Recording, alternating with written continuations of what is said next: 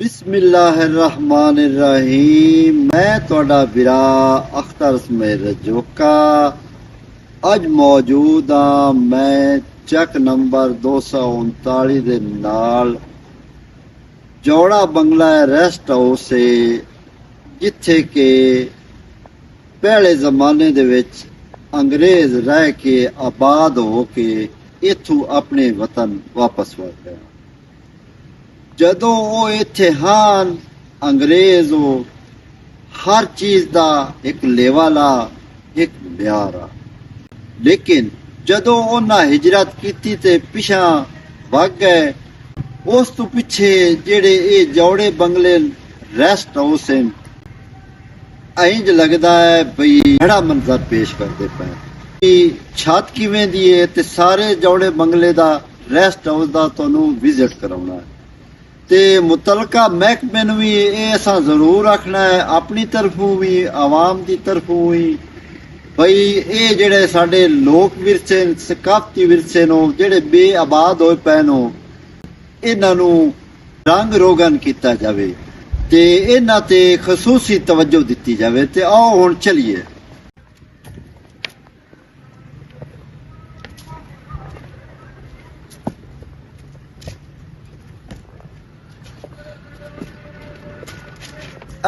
आ सीढ़ियां वेंदे पिया ना ये छत हल जांदियां ते आओ चलिए।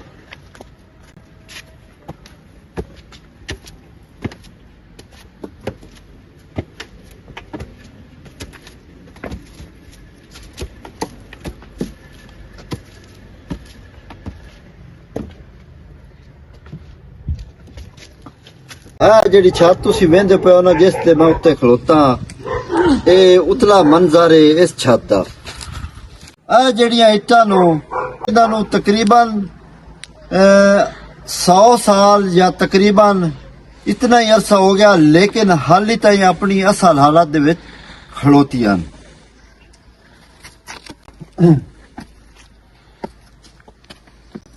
नाल जनाब जड़ा जंगला नुमा लगा तुसीं वेंदे पिया लोहा बड़ा मजबूत है। ठीक है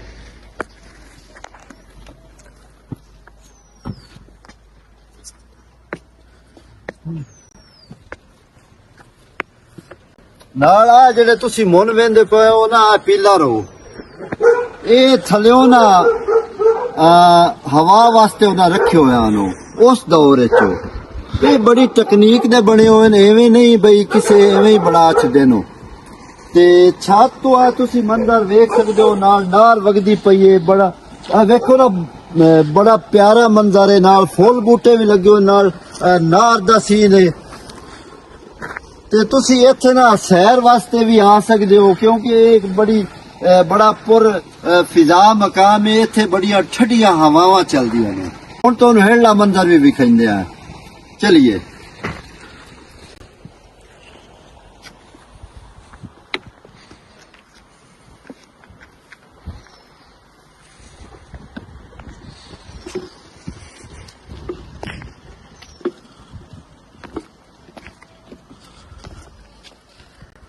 जेड़ा लोहा लगो है ना तुसी वेंदे पे हो ये बिरावा हो किचन आ इत्थे थल्ले खाना बनाइंदे आनो जेड़े उन्हां दे नौकर हुंदे आन या खिदमतगार हुंदे आनो ते ये हवा दा दरिया भी धूं उता हुंदा थल्लेओ।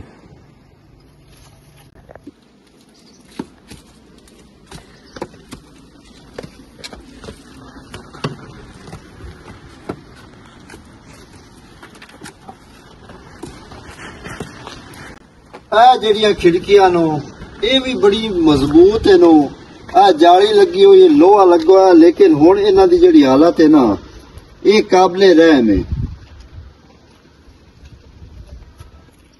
जेड़े दरवाजे हैं इन्हां नूं ताला लगा होया है ये असीं अंदर तो नहीं जा सकते क्योंकि इन्हां दी चाबियां साडे कोल कोई नहीं, लेकिन इन्हां दरवाजियां दी जड़ी हालत है हालत ज़ार है ये इन्हां नूं घुण लग गया है ते सारे खाइदे पे दरवाजे।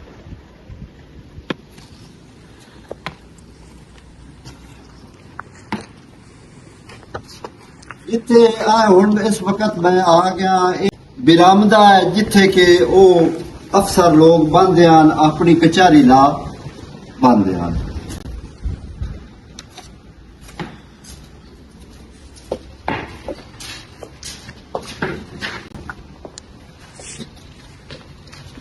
ਤੇ ਆ ਜਿਹੜਾ ਫਰਸ਼ ਹੈ ਇਹਦੀ ਹਾਲਤ ਵੀ ਵੇਖ ਲਓ, ਇਹ ਵੀ ਐਵੇਂ ਜੀ ਹੈ ਕਿਉਂਕਿ ਜਦੋਂ ਅੰਗਰੇਜ਼ ਗਿਆ ਉਸ ਤੋਂ ਪਿੱਛੇ ਤੇ ਇੱਥੇ ਕਿਸੇ ਤਵੱਜੋ ਕਰ ਨਹੀਂ ਦਿੱਤੀ।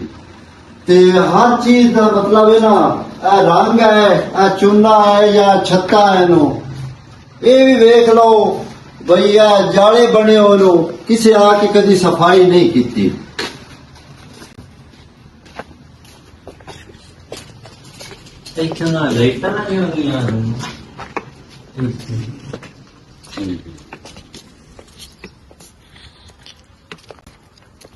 ਬਾਕੀ ਇਹ ਦਰਵਾਜ਼ੇ ਵੀ ਵੇਖ ਸਕਦੇ ਹੋ, ਇਹਨਾਂ ਦੀ ਹਾਲਤ ਵੀ ਬੜੀ ਭੈੜੀ ਹੋ ਚੁੱਕੀ ਹੈ। ਅਗਰ ਇਹਨਾਂ ਨੂੰ ਦਰਵਾਜ਼ਿਆਂ ਨੂੰ ਜਾਂ ਜਿਹੜੀਆਂ ਖਿੜਕੀਆਂ ਹਨ ਜਾਂ ਇਹ ਸਾਰਾ ਬਣਿਆ ਹੋਇਆ ਹੈ ਇਮਾਰਤ ਹੈ, ਇਹਨੂੰ ਰੰਗ ਰੋਗਨ ਕੀਤਾ ਜਾਵੇ, ਇਹ ਆਪਣੀ ਅਸਲ ਹਾਲਤ ਵਿੱਚ ਵਾਪਸ ਆ ਜਾਤੀ। ਬਾਕੀ ਤੁਸੀਂ ਆ ਵੇਖ ਲਓ ਜਿਹੜੀਆਂ ਖਿੜਕੀਆਂ ਨੂੰ, ਉਹਨਾਂ ਦੀ ਆ ਵਿੱਚੋਂ ਜਿਹੜੇ ਸ਼ੀਸ਼ੇ ਹਨ ਜਾਂ ਜੋ ਆ ਉਹ ਸਾਰਾ ਤਰੋਟ ਵੱਜ ਚੁੱਕਿਆ ਹੈ।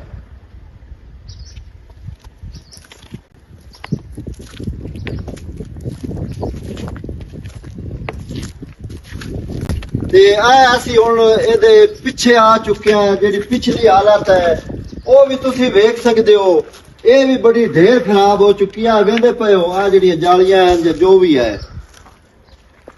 ਤੇ ਇਹ ਅੰਦਰ ਦਾ ਮੰਜ਼ਰ ਹੈ, ਇਹ ਬੈਕ ਸਾਈਡ ਹੈ। ਇਥੋਂ ਬਾਹਰ ਮੇਰੇ ਖਿਆਲ ਨਿਕਲਦੇ ਆ ਜਿੱਦਾਂ ਬਾਹਰ ਕਿਤੇ ਜਾਣਾ ਹੁੰਦਾ। ਤੇ ਦਰਵਾਜ਼ਿਆਂ ਦੀ ਹਾਲਤ ਇਹਨਾਂ ਦੀ ਵੀ ਕੋਈ ਕਾਬਲੇ ਇਸਤੇਮਾਲ ਕੋਈ ਨਹੀਂ, ਇਹਨਾਂ ਦੀ ਹਾਲਤ ਕਾਬਲੇ ਇਸਤੇਮਾਲ ਬਣਾਈ ਜਾਵੇ ਤਾਂ ਅੱਛੀ ਗੱਲ ਹੈ, ਕਿਉਂਕਿ ਸਾਡੇ ਇਹ ਸਕਾਫਤੀ ਵਿਰਸੇ ਨੂੰ ਜਿਹੜੇ ਅੰਗਰੇਜ਼ ਆਪਣੇ ਦੌਰ ਵਿੱਚ ਛੱਡ ਕੇ ਗਏ ਹਨ।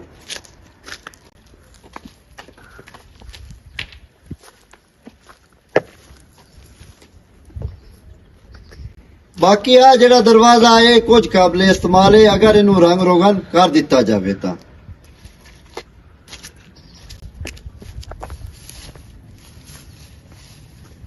ਬਾਕੀ ਉਹ ਪਿੱਛੇ ਤੁਸੀਂ ਵੇਖ ਰਹੇ ਹੋ ਇਮਾਰਤ, ਉਹ ਵੀ ਬਹੁਤ ਢੇਰ ਪੁਰਾਣੀ ਹੈ, ਉਹਨੂੰ ਵੀ ਰੰਗ ਰੋਗਨ ਕੀਤਾ ਜਾਵੇ। ਆ ਜਾ ਕੇ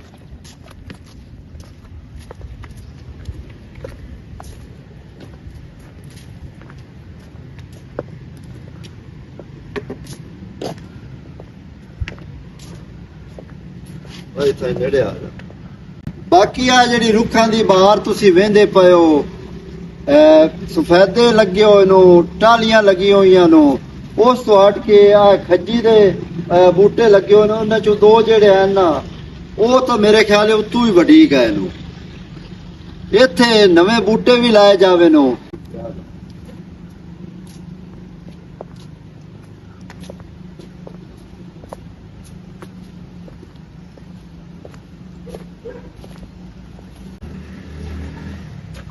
ਵੀਰਾਓ ਇਹ ਸਾਰੀਆਂ ਗੱਲਾਂ ਮੈਂ ਤੁਹਾਨੂੰ ਦੱਸੀਆਂ ਨੂੰ, ਤੇ ਅਸੀਂ ਮੋੜ ਮੋੜ ਆਵਾਮ ਦੀ ਤਰਫੋਂ ਤੇ ਆਪਣੀ ਤਰਫੋਂ ਇਹ ਹਕੂਮਤ ਵਕਤ ਨੂੰ ਜਾਂ ਮੁਤਲਕਾ ਜਿਹੜਾ ਮਹਿਕਮਾ ਹੈ ਉਹਨੂੰ ਇਹ ਪੁਰਜ਼ੋਰ ਮੁਤਾਲਬਾ ਕਰਦਾ ਹੈ ਬਈ ਇਹ ਜਿਹੜੇ ਸਾਡੇ ਸਕਾਫਤੀ ਵਿਰਸੇ ਨਾ ਇਹਨਾਂ ਨੂੰ ਆਬਾਦ ਕੀਤਾ ਜਾਵੇ, ਰੰਗ ਰੋਗਨ ਕੀਤਾ ਜਾਵੇ।